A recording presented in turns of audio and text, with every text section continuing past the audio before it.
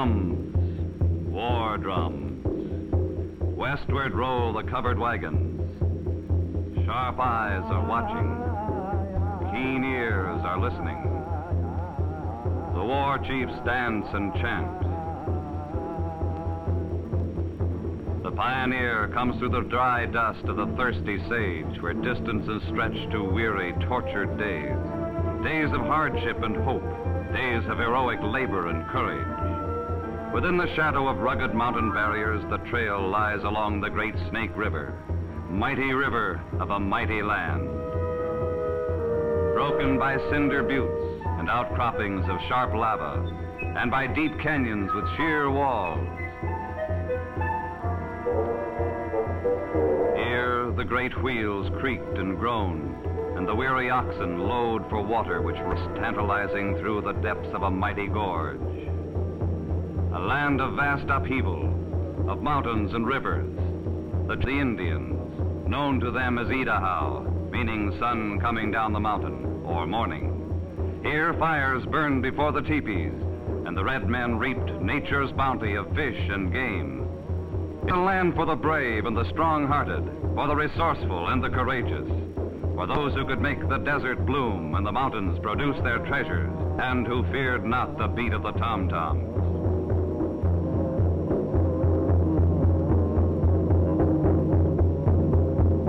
Today the war drums still throb, but on tribal ceremonies. For these there is happy childhood, and memories of the war trails are dim among the oldest. This is the land, the Idaho land.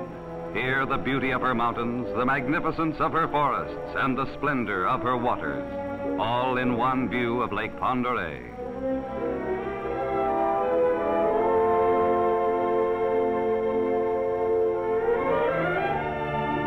Intimate details of the state's springtime glory are caught in its delicate wildflowers, which blanket the mountain glades with riotous color.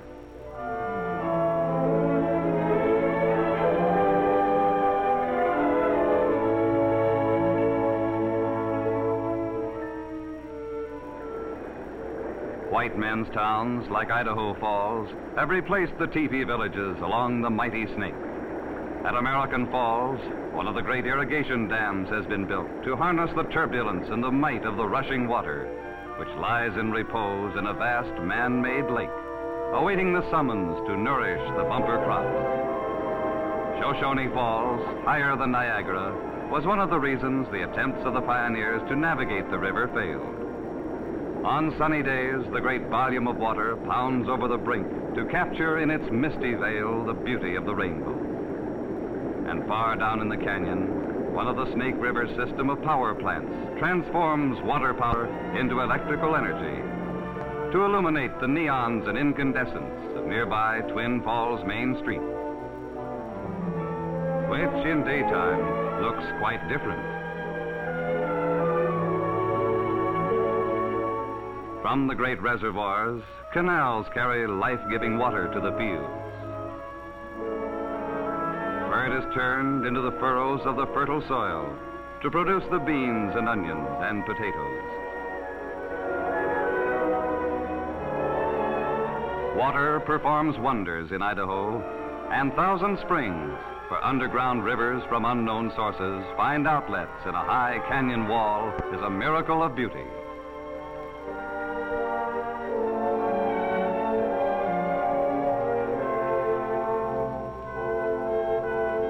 Arrowrock Dam, one of Idaho's first great irrigation projects, is a structure of grandeur as well as utility. Water impounded here irrigates much of fertile southwestern Idaho. Together with the Payette River development, it helps orchards bloom in the communities of Emmett, Payette, Nampa, and Caldwell, where springtime fruit blossoms turn whole countrysides into waving seas of colorful fragrance.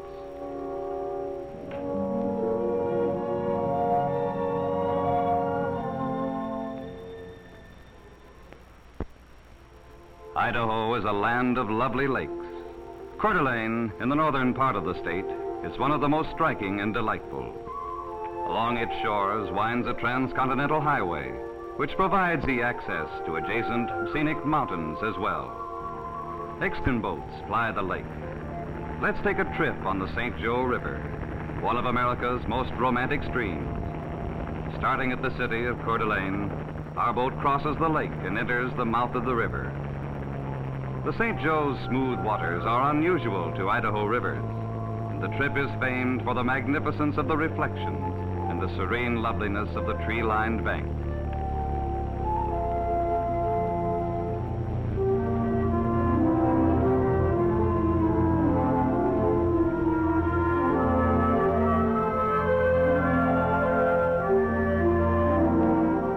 Beauty of color and movement in the water is met by the exquisite landscapes along the shores. Small wonder this stream is known as the shadowy St. Joe.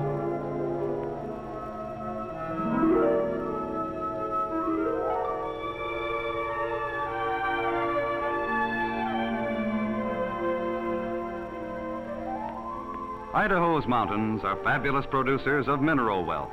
Near Wallace, the famous Sunshine Mine. Miners work in underground veins rich in silver. The Bunker Hill property near Kellogg, to have been originally discovered by Prospector's Burrow, is one of the world's largest producers of lead and zinc. Idaho ranks second among the states in lead production.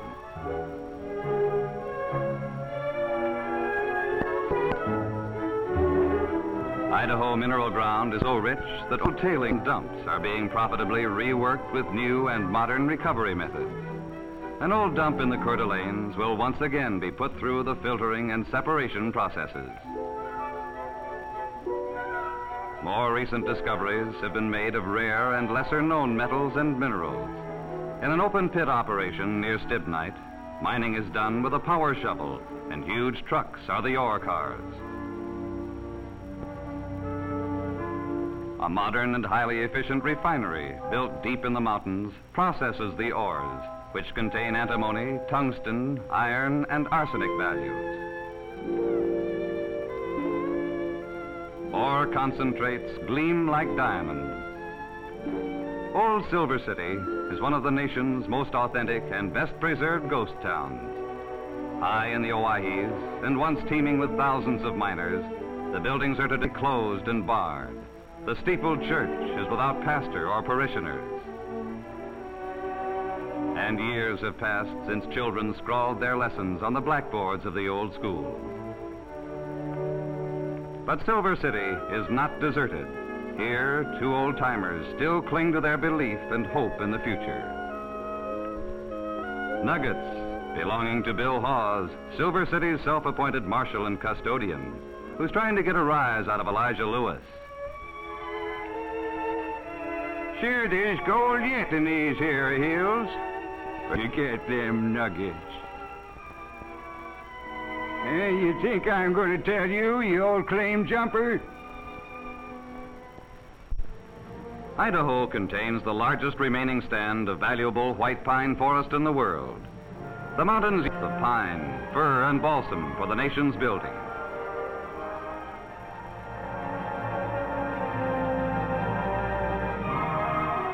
Here again, heavy machinery is brought into play as the giant logs are snaked through the trees and loaded on trucks, which toil over mountain roads with their huge loads.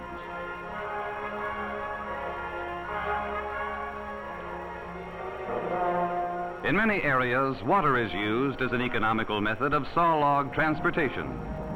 White pine logs are dumped into Lake Coeur, where they will be rafted and floated to the mills.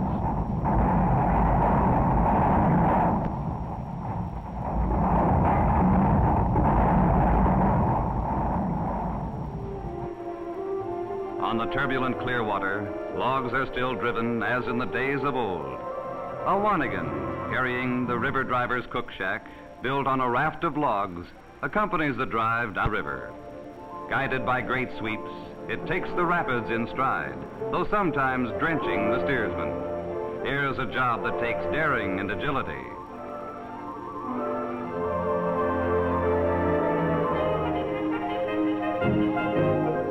The wanigan swings ashore, where it is joined by its mate, the bunkhouse wanigan. Men must eat. The river can have the logs while the drivers take time out for chow. A quick wash and come and get it, you river stompers.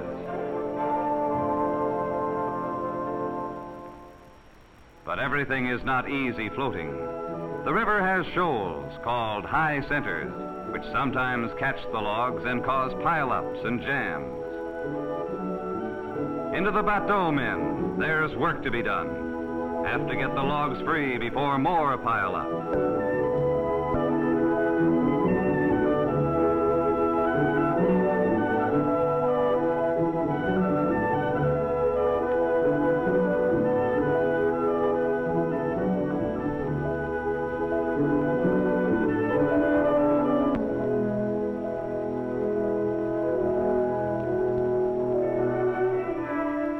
Watch your step, because getting caught between two of those logs is like being hit by two freight cars coming together.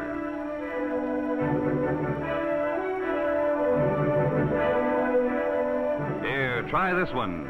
Pry, you river stoppers, pry. The old river bottom has a tight grip on it. Well, there's one way. Dynamite the key log. Now's the time to get out of there and fast.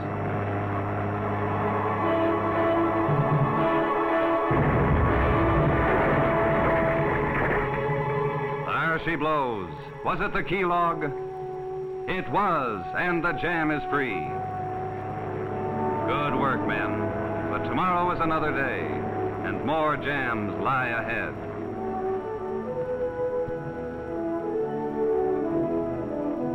Destination of the drive is the White Pine Mill at Lewiston, said to be the largest in the world. The logs are herded into a big pond and held there to await their turn at the saws. Watch your step, fella. That's no dance floor, and you could get a ducking.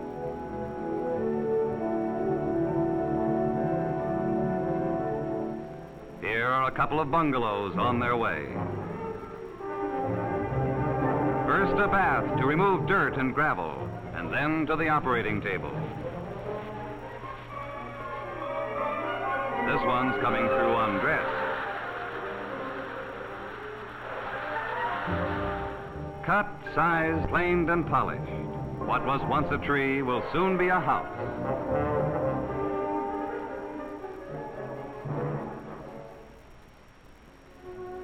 Lewiston, located where the wide-flung Clearwater enters Snake, is the starting point of the riverboat trip up to Hell's Canyon, which is 2,000 feet deeper than the Grand Canyon of the Colorado. Hat Point, our destination, is 105 miles upstream.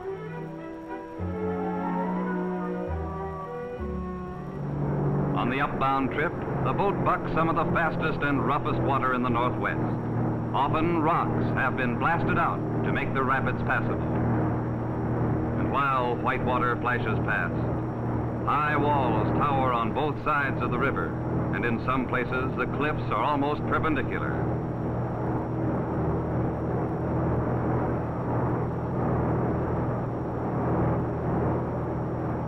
Appropriately enough, the mountain range through which this canyon runs is named the Seven Devils.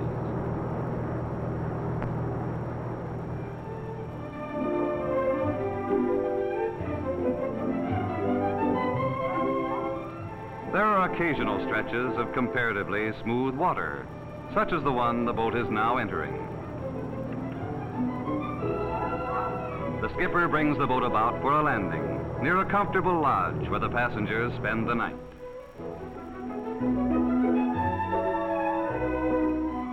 The end of the upward trip has as a reward a good dinner and a soft bed under the shadow of Old Hat Point.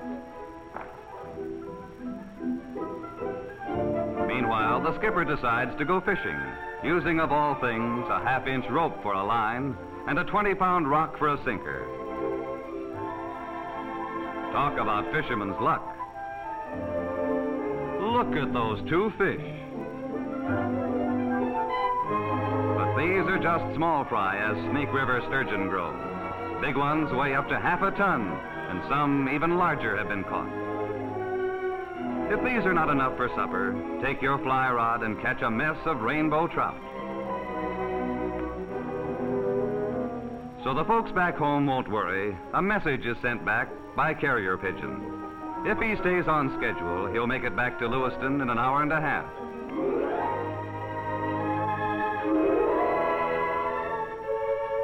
With a gorge like that to follow, this is one pigeon that is almost flying home underground. The rapids button again downstream. But with the current pushing on the stern, the return trip takes only about half the upstream time.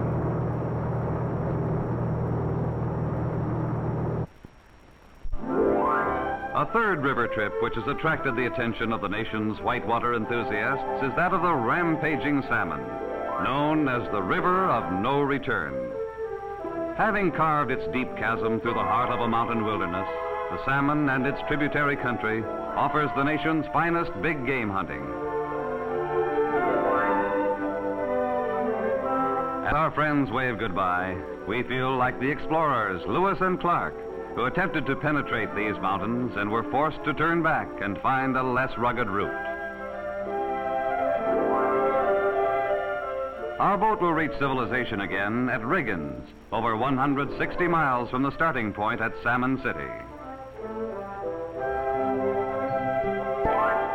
All the passengers have to do is relax, if they can. But with all those boulders in the boiling current, the skipper and his helper are busy men.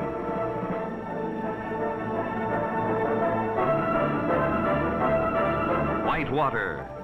The boat must run many rapids before it reaches Riggins. It is pulled ashore in quieter stretches for meals and camping at night.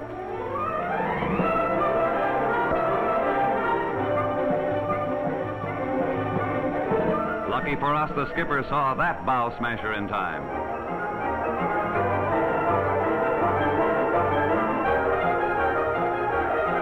Fast water, that's the thrill of the salmon. Fast water and churning rapids. Alert steersmen ply the big sweeps, guiding the boat past half-submerged boulders as it bucks and jumps like a wild bronco. This is river running. During the 10-day trip, there's time for fishing.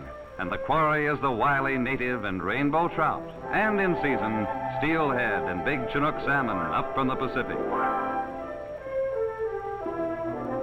Ah, he's hooked a beauty.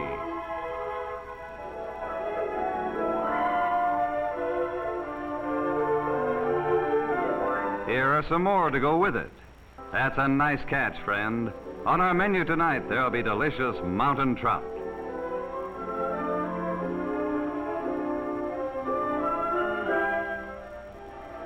On down the river, it gets no better fast. Stay on your toes, steersman, and keep us away from those rocks. The old salmon sure going down a ladder.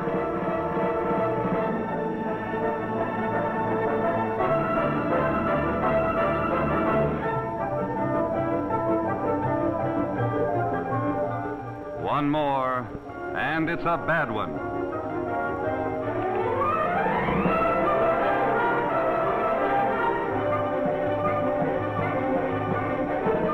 No wonder these boats have to be specially made for rough water.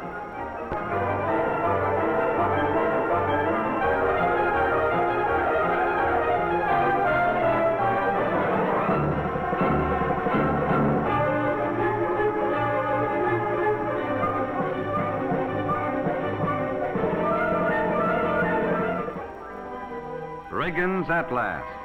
Goodbye, old boat. We won't forget you. So long, skipper, and thanks. It was a grand trip.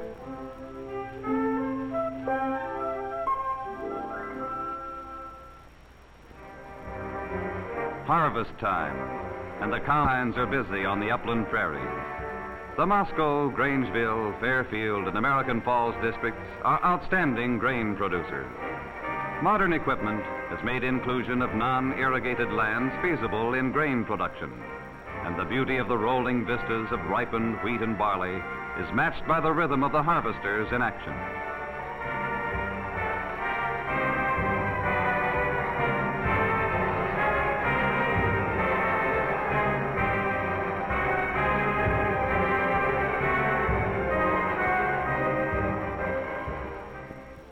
Idaho Fruit is the gourmet's delight. Texture and flavor is unsurpassed. Payette and Council are apple centers, and Emmett and Lewiston are the home of prized cherry orchards. Snake River peaches and those big purple Idaho prunes must be eaten to be believed. Another prime Idaho product is sugar. Sugar beets are raised throughout the irrigated sections.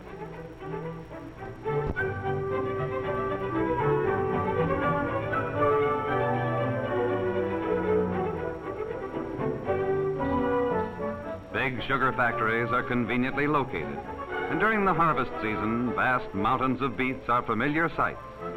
Here also, the work, both in the fields and at the factories, is expedited by the use of modern machinery.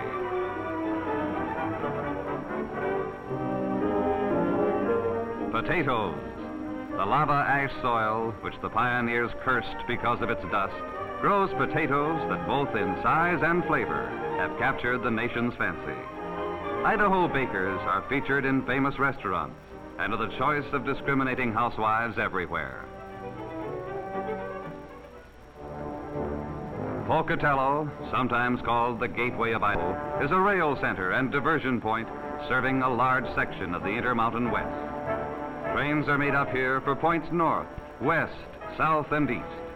The extensive yard is a busy place night and day.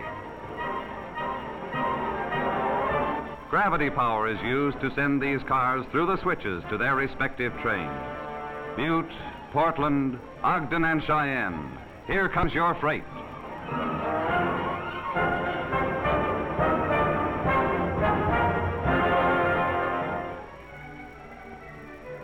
Idaho's busiest thoroughfare, Capitol Boulevard in Boise, extending from the distinctive railway station to the seat of the state government, the Idaho Capitol Building.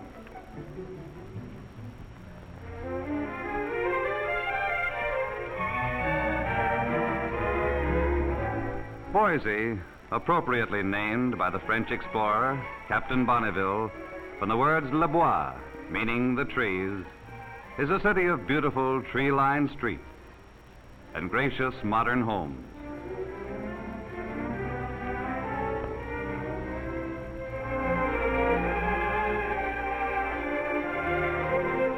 The State University at Moscow is widely recognized as an outstanding educational institution.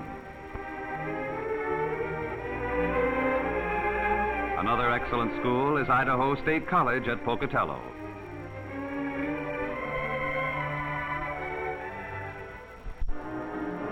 Sun Valley, the mecca of the nation's winter sports enthusiasts, lies in the majestic Sawtooth Mountains. It boasts not only the world's finest powder snow, but also the world's most extensive and convenient system of ski lifts.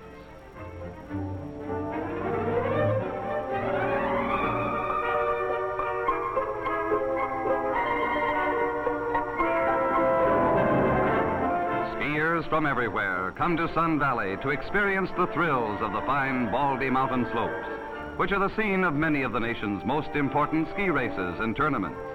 These international contestants are hitting a speed not recommended for beginners. Along with ski joring, tobogganing, and sleigh riding, ice skating recreation at Sun Valley. The rink is available in summer as well as winter. Few spots can match Sun Valley's scenery, and few can match this young lady's grace and beauty.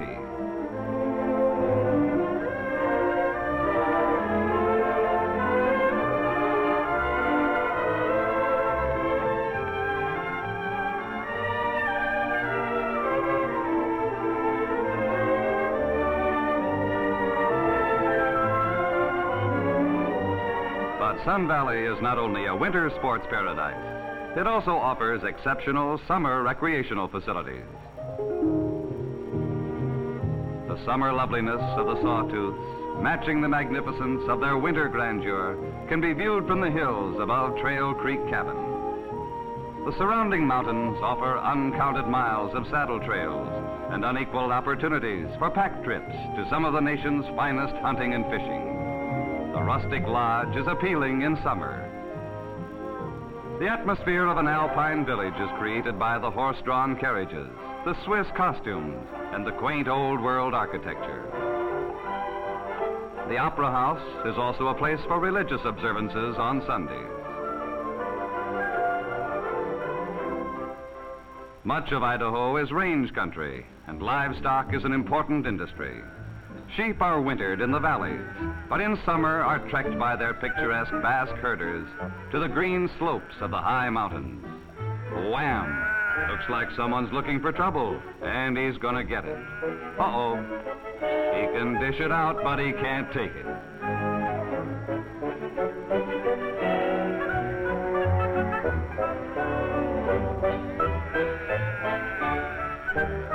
Fed on rich upland grasses, Idaho lamb chops bring premium prices in the nation's markets. Horses have roamed Idaho since the earliest records. These Oreille range horses are as wild as any deer. They roam free the year round and are rounded up only for branding the colts and when the ranchers need additional saddle horses to cattle raising. White-faced steers take on weight in irrigated fields that produce succulent hay and feed. They continue to fatten here and on the feedlots until the summer months, when they're driven to the grassy ranges in the mountains.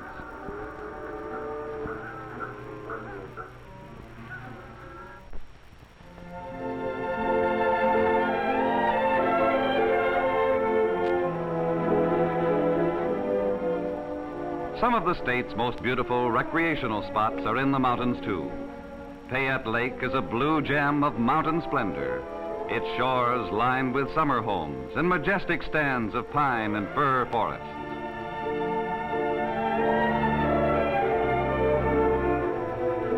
Water sports, including skiing, are favorite attractions. Two experts divide a pair of skis between them for a spin in the wake of a fast boat.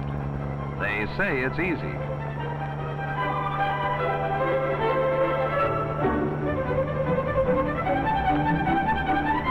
Truly, this is the poetry of motion.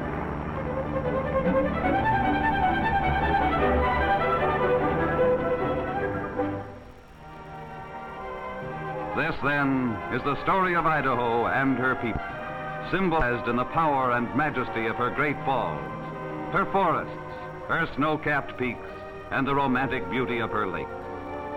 With such superb scenic splendor, well does she merit the name Nature's Wonderland.